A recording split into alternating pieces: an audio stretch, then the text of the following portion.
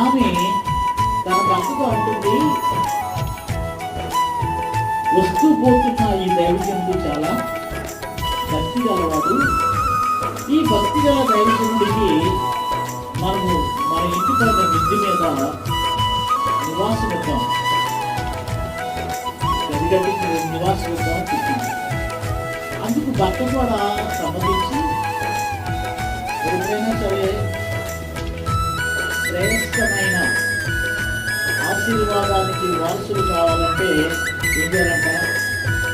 ఆతిథ్యం ఇవ్వాలి. దైవజనుడికి ఆతిథ్యం, మంచో చెడో మీకు తెలిసినప్పుడు ఆ మనిషికి మీరు ఏం చేయాలంట? ప్రాధాన్యత ఇవ్వాలి. దేవుని స్తోత్రం. ఇక్కడ మంచి ప్రాధాన్యత ఇచ్చిన తర్వాత భర్త కూడా ఆమోదం తెలియపరిచాడు.